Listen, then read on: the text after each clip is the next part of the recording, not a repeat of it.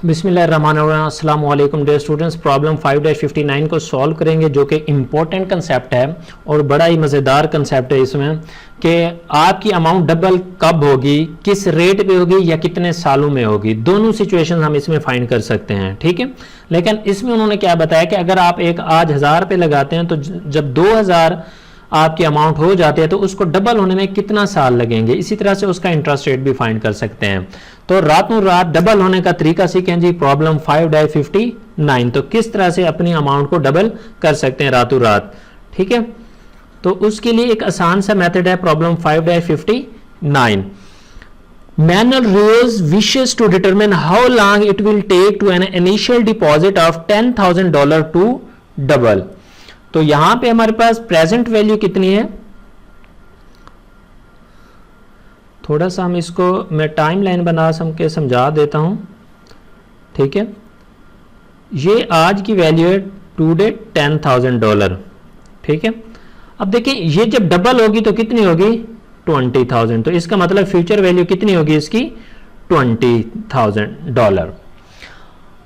अब पहली रिक्वायरमेंट है, वो पहली रिक्वायरमेंट में पूछ रहा है कि अगर रेट ऑफ इंटरेस्ट इस पे लगे 10% तो बताएं इस 10,000 को डबल होने में कितना टाइम लगेगा, एन क्या होगा, ठीक है। तो डाटा आपके पास है, तो present value $10,000, future value $20,000, interest rate 10% और नंबर ऑफ ईयर्स फाइंड करने हैं। तो अब देखें प्रेजेंट वैल्यू का लगाना चाहें लगा सकते हैं, फ्यूचर वैल्यू का लगाना चाहें लगा सकते हैं, और फार्मूले से करना चाहें कर सकते हैं, और टेबल वाला मेथड करना चाहें कर सकते हैं। जिस मेथड से आपको आसान हो रही है तो हम ब्रेक इसको करते हैं थोड़ा सा, उसके बाद फिर इसको सॉल्व करते हैं। तो इसमें हमने क्या करना है, नंबर ऑफ ईयर्स फाइंड करने हैं। तो प्रेजेंट वैल्यू का लगाना चाहें, फ्यूचर वैल्यू का जो मर्जी लगाना चाहें, और बाय मैथमेटिकल फार्मूला करना चाहें या टेबल से करना चाहें, दोनों तरीके से आप इसको कर सकते हैं, ठीक है। एक और तरीका भी है, वो भी मैं समझाता हूं। तो सबसे पहले मैं फार्मूले से समझा देता हूं। टेबल वाला आपने पहले क्वेश्चन इससे पहले वाला 58 में भी कर चुका है, और आपको एक रूल 72 भी सिखाऊंगा इसके अंदर, तो उसको भी अक्सर डबलिंग के लिए अप्लाई किया जा सकता है, किया जाता है बल्कि फाइनेंस में।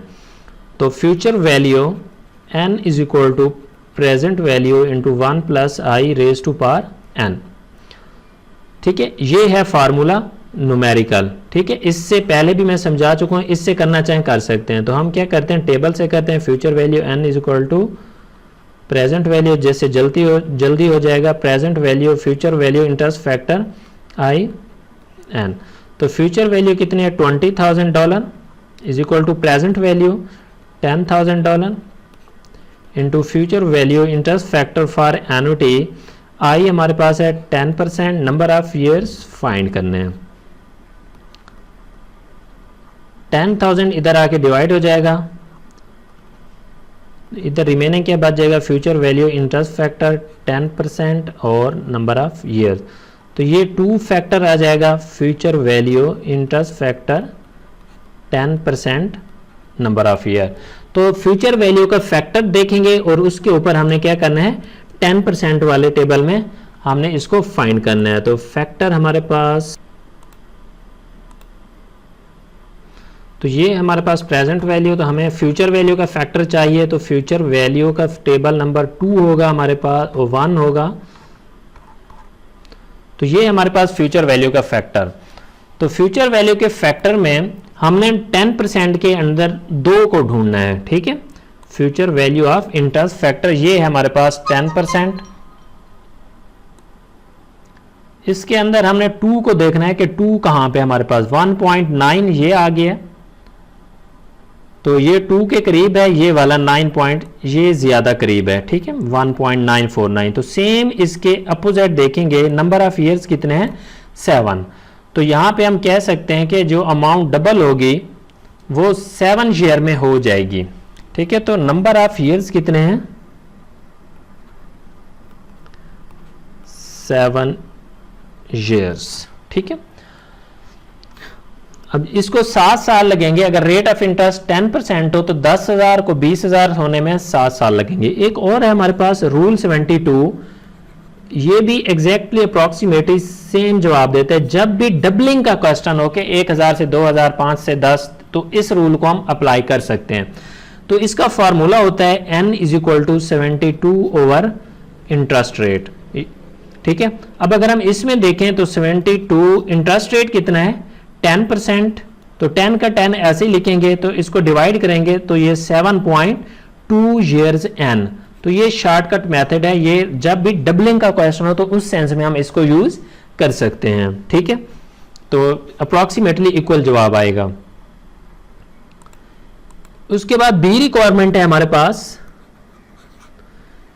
How long will it take if earn 7% annual interest. अगर रेट ऑफ इंटरेस्ट 7% हो तो फिर क्या होगा, जस्ट रेट को चेंज किया, बाकी अमाउंट वही है। Present value 10,000, future value 20,000, interest rate 7% हो, पहले 9% था, तो नंबर ऑफ ईयर्स कितने रिक्वायर्ड होंगे। तो फार्मूला लगा देंगे, future value n is equal to present value into, numerical करना चाहें कर सकते हैं, तो हम इसको टेबल से करना चाह रहे हैं। Future value interest factor 7%, sorry i और n लिखेंगे सबसे पहले। अब इसमें अमाउंट्स पुट करेंगे, फ्यूचर वैल्यू 20,000, प्रेजेंट वैल्यू कितनी हमारी 10,000 is equal to future value interest factor interest rate 7% number of year. तो ये 10,000 इधर आके डिवाइड हो जाएगा, तो future value for interest factor 7% number of year, तो ये 2 वही तरीकाकार है, future value interest factor 7% number of year. अब हमने किस में देखना है 7% के अंदर देखना है, तो 7% में देखेंगे कि हमारे पास कौन सा फैक्टर आ रहा है। ठीक है, तो 7% में हमने 2 ढूंढना है, ये है हमारे पास 7%। इसमें हमने 2 को ढूंढना है, 2 वाला फैक्टर किधर है, 1.97 है और ये 1.05 है, तो ये ज़्यादा है, ये उससे करीब 3 है 1.97। तो इसके अपोजिट देखेंगे कितने हमारे पास ईयर आ रहे हैं 10 ईयर्स, तो ये हमारे पास 10 ईयर्स होंगे। ठीक है, तो n इज इक्वल टू, अगर रेट ऑफ इंटरेस्ट 7% हो तो फिर अमाउंट को डबल होने में कितना अरसा लगेगा 10 साल लगेंगे। और इसी तरह से अगर इस पे रूल 72 अप्लाई करते हैं तो n is equal to 72 divided by interest rate, तो 72 इंटरेस्ट रेट कितना था 7, तो डिवाइड करेंगे तकरीबन 10 पॉइंट समथिंग आएगा, तो ये 10 ईयर्स ऑलमोस्ट अप्रॉक्सीमेटली बराबर ही आएगा। तो इसी तरह से इसकी सी रिक्वायरमेंट है, C requirement, how long will it take if can earn 12% interest rate. अगर रेट ऑफ इंटरेस्ट 12% हो, बाकी डाटा वही हो, तो फिर क्या होगा, नंबर ऑफ ईयर्स कितने होंगे। तो future value n is equal to present value into future value interest factor i n। तो future value 20,000, present value 10,000 into future value interest factor interest rate 12% और नंबर ऑफ ईयर्स फाइंड करने हैं। तो 10,000 इधर आके डिवाइड हो जाएगा, remaining इधर क्या बचेगा, future value interest factor 12% n। तो ये दो फैक्टर वही आएगा, फ्यूचर वैल्यू इंटरेस्ट फैक्टर 12% में नंबर ऑफ ईयर्स को ढूंढेंगे। ठीक है, अब फ्यूचर वैल्यू इंटरेस्ट फैक्टर का टेबल और 12% में 2 को ढूंढेंगे कहाँ पे हमें मिलता है। तो ये है हमारे पास 12%, इसमें हमने 2 को ढूंढना है, 1.974, ये है फैक्टर इसके करीब। इसके इधर देखें तो ये भी 6 नंबर ऑफ ईयर आ रहे हैं, इधर देखें तो ये भी 6 नंबर ऑफ ईयर, तो दोनों तरफ से देख सकते हैं। तो हमारे पास जो नंबर ऑफ ईयर्स होंगे इसमें वो कितना आएगा 6 आएगा। तो number of year is equal to 6 year. तो ये थे हमारे पास। तो डी रिक्वायरमेंट है इसकी, वो क्या कह रहे डी में, reviewing your finding in part A B indicate what relationship exists between the interest rate and amount of that time it will take manual to double his money। ठीक है, अब देखें, जब हमारे पास पहले केस में हमारे पास इंटरेस्ट रेट था 10%, तो हमें 7 साल रिक्वायर्ड थे। फिर दूसरे में हमारे पास 7% था, तो 10 ईयर्स हमें रिक्वायर्ड थे। और तीसरे में हमारे पास 12% था, तो 6 ईयर। तो इसका मतलब नेगेटिव रिलेशनशिप है, हम जितना रेट ऑफ इंटरेस्ट बढ़ाते जा रहे हैं उतना हमें less number of years required हैं अमाउंट को डबल होने में। तो हम कह सकते हैं कि less time is required, negative relationship है रेट ऑफ इंटरेस्ट और नंबर ऑफ ईयर्स में, टू अकोमोडेट द फ्यूचर सम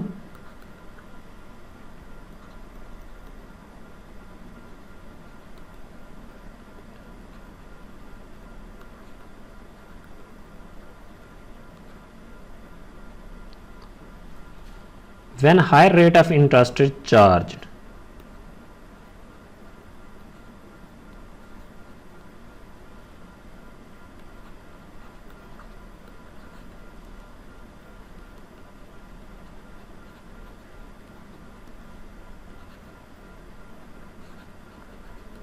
ठीक है, तो नेगेटिव रिलेशनशिप है, जैसे रेट बढ़ाते जाएंगे नंबर ऑफ ईयर्स हमें कम रिक्वायर्ड होंगे। तो ये था हमारे पास प्रॉब्लम 5-59। बाकी 2 क्वेश्चन रह गए हैं, तो ये काफ़ी लेंथी चैप्टर था, हम काफ़ी अरसे से इसको ख़त्म करने की कोशिश कर रहे हैं, लेकिन आज इंशाल्लाह हम इसको ज़रूर ख़त्म करेंगे, बाकी 2 भी आज ही करेंगे। तो उम्मीद करता हूँ समझ आ गई होगी। And thank you for watching. अल्लाह हाफिज़।